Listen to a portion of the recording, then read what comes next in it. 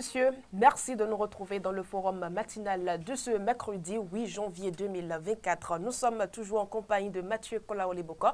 Mathieu Kolaole-Bokor, à ce qui paraît, être ministre conseiller est beaucoup plus facile pour devenir ministre. C'est l'antichambre. Ça, c'est une analyse du quotidien Matin Libre. Bon, est-ce que c'est un fait de hasard ou bien, comment je pourrais dire, ou un mot de gouvernance de Patrice Talon? En tout cas, difficile de répondre, ce qui est évident. Il faut attendre d'avoir un deuxième cas avant. Depuis le lundi, depuis cette suspension ou cette sortie de Adambi du gouvernement, tout semble peut-être clair ou être lié à cette hypothèse ou à cette interrogation ou à cette question que vous m'adressez. Je pense que le cas Akponan reste un cas visible où aujourd'hui on l'a rapidement choisi pour qu'il succède justement à Adambi afin de continuer les œuvres que l'autre n'a pas pu achever. Justement que au sein déjà des 11 conseillers ministres en attente, on pourrait peut-être se dire qu'ils seront en train d'avoir de l'appétit justement pour eux aussi peut-être être un jour à ce fauteuil ministériel. Parce que qui ne rêve pas d'être ministre de la République? C'est la grande question. Vous savez, suivez mon regard, beaucoup sont là et beaucoup déjà se réclament sur le terrain. Vous-même, vous en rêvez? Oui, évidemment, pourquoi pas? J'en rêve, être ministre un jour, pourquoi pas? Donc, moi, je dis que personnellement, déjà sur le terrain, déjà depuis au lendemain de la nomination, déjà à l'Assemblée nationale, où le discours du président de la République a été prononcé sur l'état de la nation, vous les voyez déjà dans une posture de ministre de la République. Donc, je pense que, bon, c'est un appétit. Est-ce qu'une coïncidence, est-ce qu'un mot de gouvernance? Seul Patrice Talon pourrait savoir. Il a le pouvoir discrétionnel de pouvoir choisir qui il veut et de pouvoir mettre qui il veut. N'oubliez pas que c'est un poste politique, extrêmement politique, le poste de ministre de la République. Donc, Patrice Talon pourrait dire, ben, écoutez, je peux mettre qui je veux là. Donc, je pense que c'est une chance d'abord et c'est une affaire de destin, c'est une affaire de coïncidence avec Paulin Akponan, qui a été nommé ministre justement des Mines, de l'eau et de l'énergie aujourd'hui.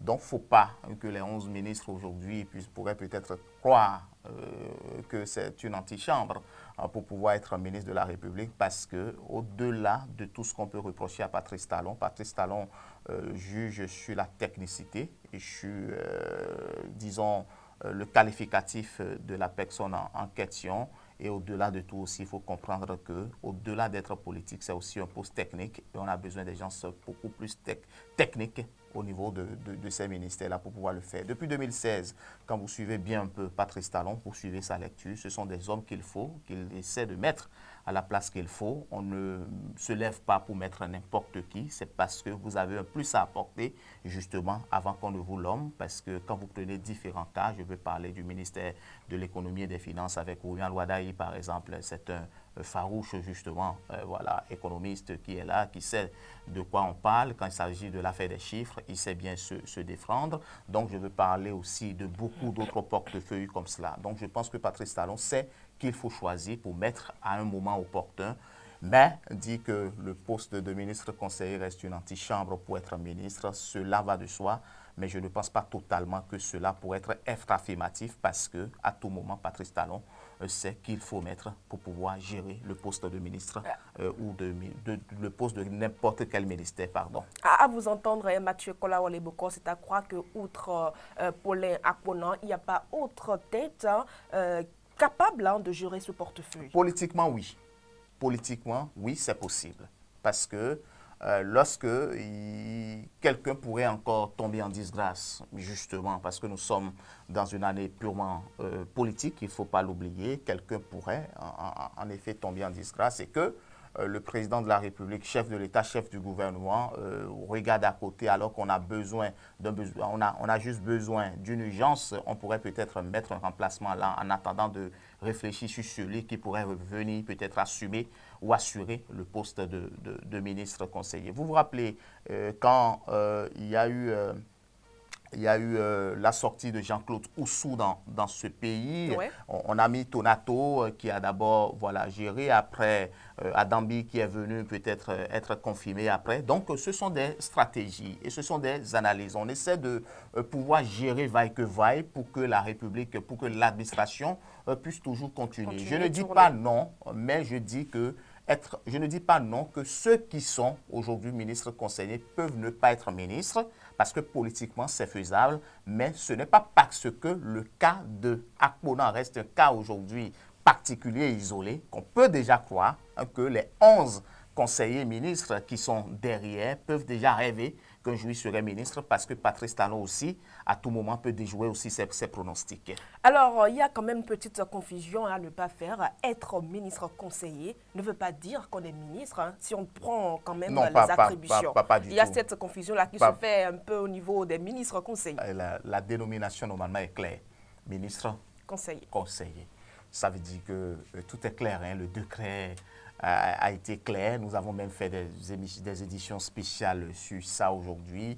Lorsque vous êtes là, aujourd'hui, il faudrait quand même que vous soyez beaucoup plus, vous apportez un plus justement au ministre, vous le conseillez sur des sujets poignants de la République et pour pouvoir peut-être sur des projets, l'orienter autrement, orienter la politique du gouvernement, l'aider à comprendre ce que peut-être eux-mêmes, ils n'arrivent pas à comprendre. C'est pour ça, aujourd'hui, il est décidé qu'on nomme un coordinateur qui doit nécessairement prendre part au Conseil des ministres en vue de faire un rapport fidèle à ses collègues pour qu'ils soient sur le même diapason. Donc, aujourd'hui, moi, je pense qu'il ne faut pas peut-être qu'on puisse rêver déjà être ministre, parce que le ministre, c'est lui qui détient naturellement sa politique. Il détient son budget, il sait de quoi il a à faire.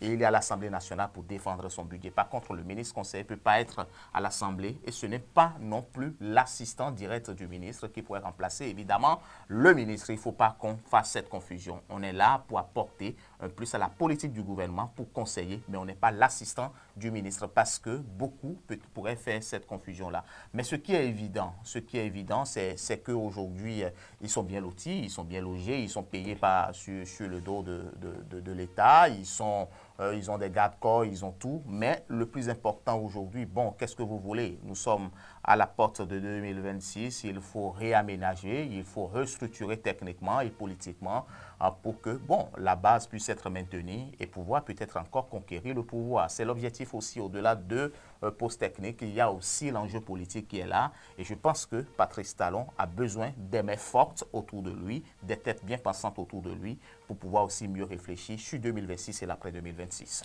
Merci à vous, Mathieu Kolaole Bokor. Mesdames et messieurs, c'est terminé pour le forum matinal de cette semaine. Mais votre émission se poursuit, c'est tout juste après la virgule publicitaire.